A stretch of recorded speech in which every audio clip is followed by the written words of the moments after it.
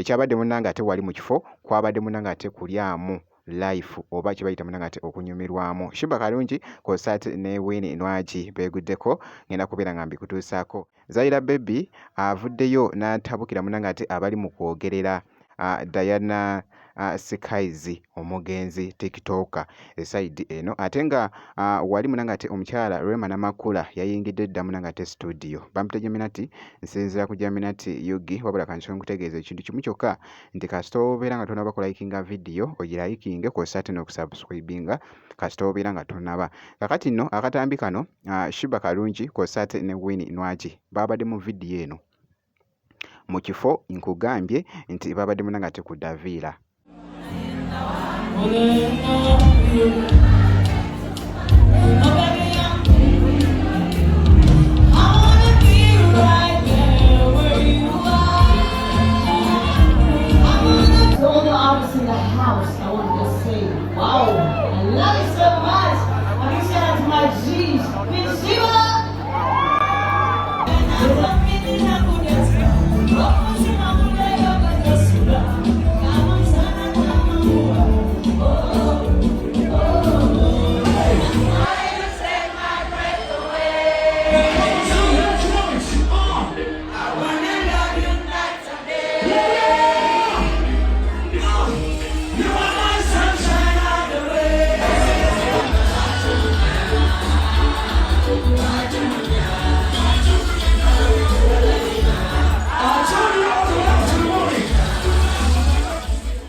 Kabadde kakutte munnange ate ettabbu nga bw'ogezaako okulaba nga nkwongeddeyo Rema Namakula yayingidde dda munnange ate studio.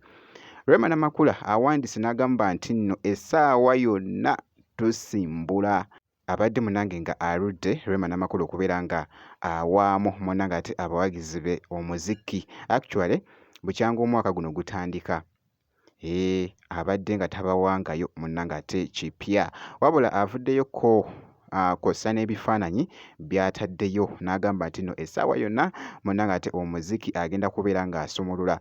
By the way ng'oggyeko kolabo z'abadde akola emabegako ko wali naddala nga omwaka munnange ate oguwedde abadde ng'alulidde ddala munnange ate okubeera ng'asumululayoko oluyimba omukyala munnange ate Rema Namakula wabula nga nkwongeddeyoko Zaira Baby avuddeyo n'atabukira abali mu kulumba munnange ate omugenzi Diana Skies. Uyo mukazi takayo nnyo kuramwana. What the fuck are you talking about? Are you the one who gave birth to that girl? Do you even know how parents get hurt nga bafiiriddwa abaana? Oba you guys just but like oba mubeera just let me just say the way you guys are looking for likes and all whatever you're looking for, it is not good. It is not good at all. Respect people. Please. Respect people. Let people mourn in peace. Whatever the person did, it doesn't matter. What matters is the person is dead and why aren't you talking about that? Why aren't you talking about the girl being, because I heard she was raped? Why aren't you talking about her being raped? Why aren't you talking about I had Mbu, the thieves they're talking about didn't steal anything? Why aren't you talking about that? Because I feel like right now what we're supposed to do is to follow what happened and we get to know so that the girl gets justice. Because she's a fellow girl. You can't let someone die, a girl, or let me assume someone nafa.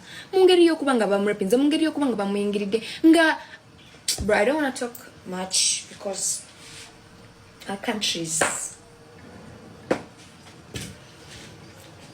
Bambi, it hurts.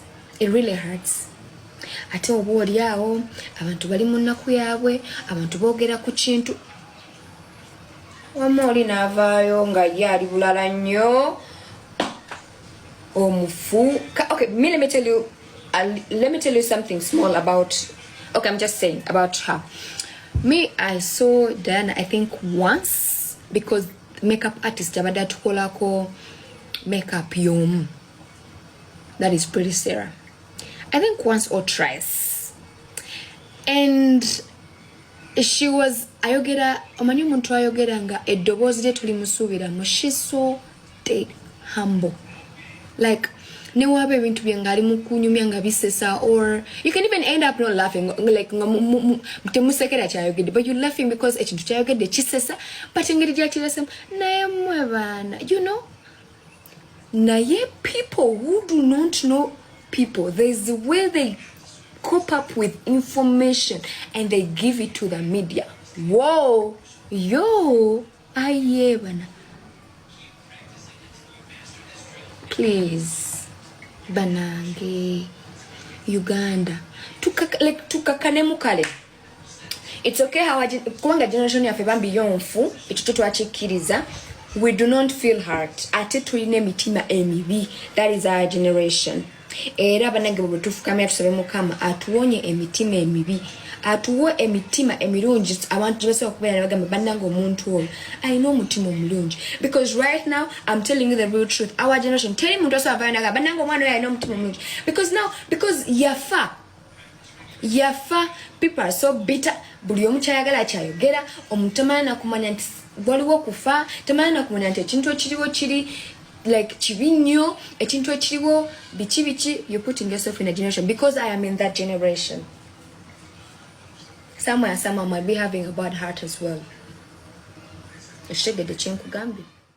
Zaira Baby avuddeyo n'atabukira munnange ate abantu abali mu kwogerera obubi mwana muwala ono TikToker inno kakati omugenzi Diana Skies bibadde bitambula wali munnange ate ku social media, buli omu ayogera kiki, buli muntu munnange ate buli muntu nga ayogera munnange ate kirala eside eyo. So kyolina okukola kusigala nga weekuumidde munnange ate ku Jaminat Yugi, naye ng'okoze ekintu kimu kyokka ng'osubscribinze, ebisigadde byonna ate obiturekere.